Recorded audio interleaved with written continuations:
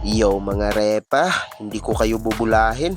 Pero itong bagong rookie ng Golden State Warriors na sila Jay Jones, mukhang may nakuha silang nakatagong ginto rito. Paano ba naman? Isipin mo, nakuha lang siya bilang 54th overall pick.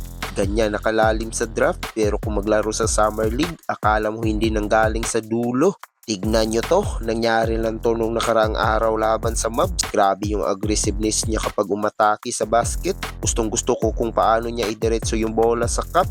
Ewan ko sa inyo, pero nakikita ko sa kanya yung galawan vibes ni Daylan Harper. Alam ko naman, hindi pa siya kasing galing nun ngayon, pero yung potential, nandoon talaga. Kitang kita.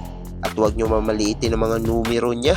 Doon sa laro niya laban sa Mavericks, umiscore lang naman siya ng 11 points sa loob lang ng pakinggan nyo to, 15 minutes. At ang matindi pa rito, may 80% field goal percentage siya. Ibig sabihin, hindi siya buwaya, napaka-efficient maglaro. At hindi lang yan, yung huling laro naman nila laban sa OKC Thunder, 15 minutes lang ulit ang binigay sa kanya. Pero nagpakita na naman ng solidong performance ang idol nyo. Pero alam nyo kung ano talaga ang nagpahanga sa akin dito kay Jay. Yung sipag niya sa rebound. Unang laro niya, may 5 rebounds. Pangalawang laro, 6 rebounds. At lalo na dito sa laban nila sa OKC. Grabe, nakakuha siya ng 5 offensive rebounds. Yung mga ganyang bola, hindi lang basta swerte. Bunga yan ng purong sipag at hustle. Kita mo talaga may gigil at gustong patunayan. At huwag ka, hindi lang siya puro atake. Silipin nyo naman tong tulong niya sa depensa rito.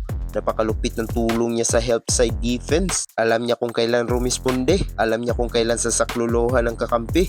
Gustong gusto ko yung mga ganitong klase ng player. Yung handang dumumi ang kamay para sa team. Kaya para sa akin, pwede maging hidden gem ito sila Jay Jones para sa Warriors. Ano sa tingin nyo mga repa? May puwang bato sa rotation ni na Steph Curry sa regular season o Summer League hype lang to? Comment nyo naman ang reaksyon nyo sa baba at huwag nyo rin kalimutan mag-like at subscribe para lagi kayo updated sa mga kwentuhan basketball. Hanggang sa muli, peace out!